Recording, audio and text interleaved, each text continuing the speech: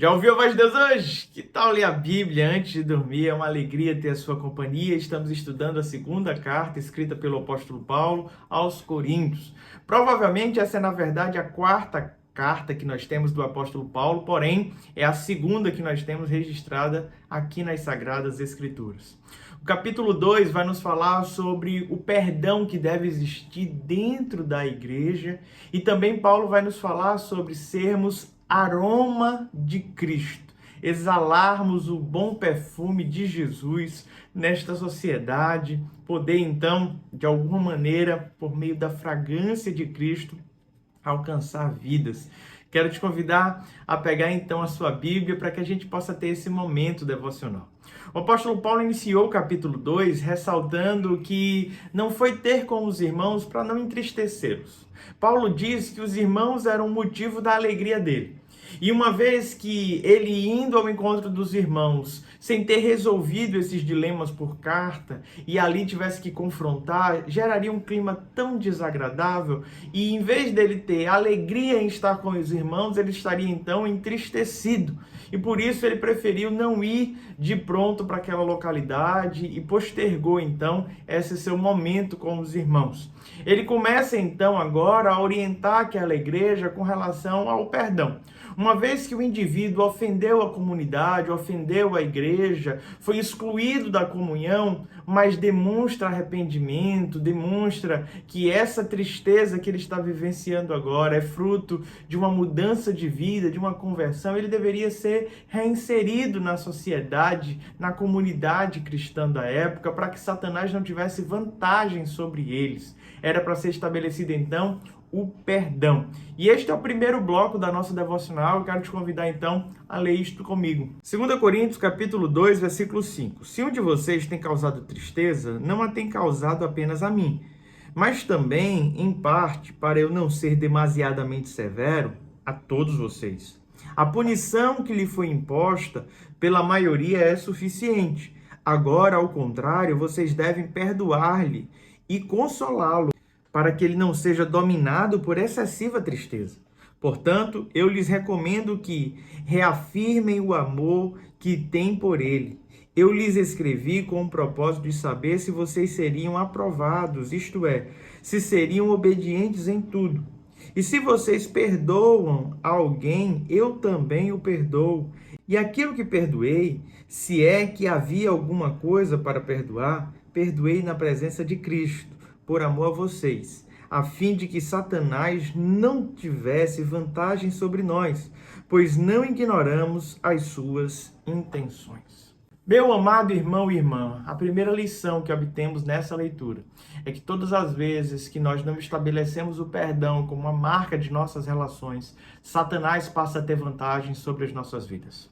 Porque na ausência de perdão surgem mágoas, traumas, medos, revoltas, vinganças, violências.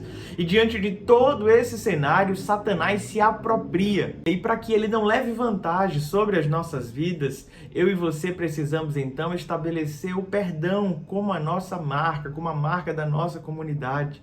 Sabe, o nosso amor não pode ser só de palavras e o nosso amor não pode ser condicionado apenas aos tempos bons, porque sempre iremos esbarrar um no outro por alguma razão, sempre iremos pisar no calo do irmão, fazemos de tudo para que isso não aconteça, mas quando acontecer, quando a mágoa tiver razão, o perdão precisa ser estabelecido. O apóstolo Paulo escreveu a primeira carta pedindo para que fosse expulso da comunidade, o termo usado por ele foi entregue a Satanás, uma pessoa que estava mantendo relações íntimas com a esposa de seu pai deveria ser expulsa da comunidade. Esse camarada deveria ser entregue a Satanás, foi a expressão que ele utilizou.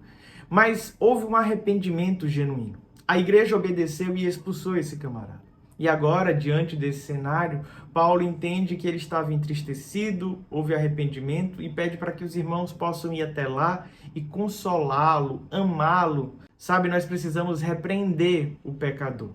Nós precisamos apontar para ele os seus erros e dar-lhe oportunidade de mudança. Mas, acima de tudo, nós precisamos amar o pecador. Nós precisamos odiar o seu pecado, mas amar este camarada. exercendo perdão, a reconciliação, dando a ele a oportunidade de uma nova vida, que ninguém fique marcado pelo seu erro, que ninguém fique marcado por aquilo que fez de pecaminoso, mas que a nossa história em Cristo seja pautada no arrependimento genuíno e numa conversão, numa mudança drástica de vida. Satanás não deve levar vantagem sobre as nossas vidas a partir do momento em que eu e você exercemos o perdão. A minha oração desde já é que você aprenda no Senhor a viver o perdão. O perdão tem que estar sempre pronto na vida do cristão. Não importa aquele que te ofendeu ou qual foi a ofensa, você tem que estar pronto para estabelecer o perdão, tanto para pedir como para dar perdão, sabe? Eu sei que isso é um desafio para muitas pessoas. É muito mais fácil amarmos aquelas pessoas que não nos magoaram, que não nos feriram, pessoas que só nos fizeram bem, mas não foi para isso que o Senhor nos chamou. Ele nos chamou para exercermos o amor divino. E o amor divino passa por cima do orgulho, passa por cima da vaidade e ama o outro sem que o outro tenha algo para oferecer. É um amor gracioso, é um amor que se estabelece não por mérito, mas por ação, por vontade própria. Não é pelo que o outro está fazendo por mim, mas é pelo meu desejo de servir ao outro. E dessa forma o perdão deve ser vivenciado no ambiente da igreja. O segundo bloco deste capítulo vai nos falar sobre o apóstolo Paulo vivenciando a sua prática ministerial na sociedade, sendo um aroma de Cristo naquela localidade. Eu quero te convidar a ler comigo esse bloco. 2 Coríntios, capítulo 2, versículo 12. Quando cheguei a Troade para pregar o evangelho de Cristo e vi que o Senhor me havia aberto uma porta, ainda assim não tive sossego em meu espírito, porque não encontrei ali meu irmão Tito. Por isso, despedi-me deles e fui para a Macedônia. Mas graças a Deus, que sempre nos conduz vitoriosamente em Cristo, e por nosso intermédio exala em todo lugar a fragrância do seu conhecimento. O apóstolo Paulo nos mostra a dualidade de uma mesma fragrância. Sabe, quando nós usamos um perfume, tem aquelas pessoas que se agradam, aquelas pessoas que sentem aquele aroma e dizem: que perfume bom, como esse perfume é cheiroso, enquanto outros se incomodam com aquele cheiro. Nem todo mundo gosta das mesmas fragrâncias, não é verdade? Às vezes a gente usa uma fragrância que tem tudo a ver com as nossas características, que nós gostamos, mas para o outro dá até enxaqueca. É um cheiro muito forte, incomoda. Diante desse cenário, assim também se estabelece aquilo que chamamos de bom perfume de Cristo, o aroma de Cristo. Paulo, nessa sociedade, exala este aroma. Para alguns, este aroma é extremamente agradável e representa a vida. Para outros, representa a morte. Porque no mesmo Cristo nós encontramos a salvação, a remissão dos nossos pecados e a partir de então uma nova vida. Mas nele também se estabelece a nossa condenação, a partir do momento em que recusamos este bom perfume que é o Senhor.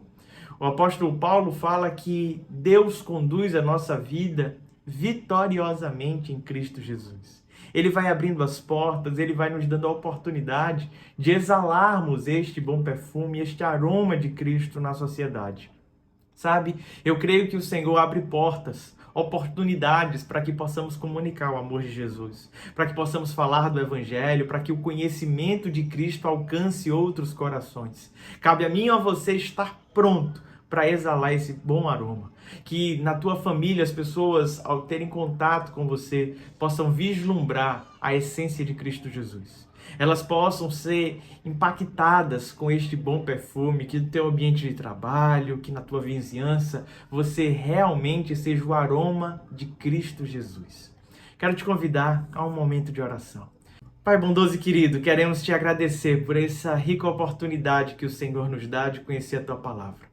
E te pedir, Deus, que o teu perdão seja gerado em nossos corações. Que possamos, ó Pai, independente das circunstâncias, perdoar como o Senhor nos perdoou. Que as pessoas que nos cercam não sejam tomadas por tristeza, por mágoas, mas que o teu amor possa invadir o nosso coração e por meio, ó Pai, do perdão, cada um dos teus servos e servas aqui possam, ó Pai, exalar o bom perfume de Cristo. Que a nossa postura nessa sociedade, Deus, venha honrar o teu santo nome. Que as pessoas, ó Pai, ao estarem em nossa presença, possam chegar ao conhecimento de quem é Cristo. Que possamos aproveitar cada oportunidade para pregar a Cristo Jesus. Que a mágoa nunca, Pai, venha se estabelecer em nossa vida, dando vantagem para o inimigo, mas que o perdão seja a marca do teu povo. É no nome de Jesus que te oramos. Amém. Que Deus te abençoe. Não se esqueça de se inscrever no nosso canal, curtir, comentar e compartilhar. Todos os dias às 21h30 estamos aqui. Até amanhã. Deus te abençoe.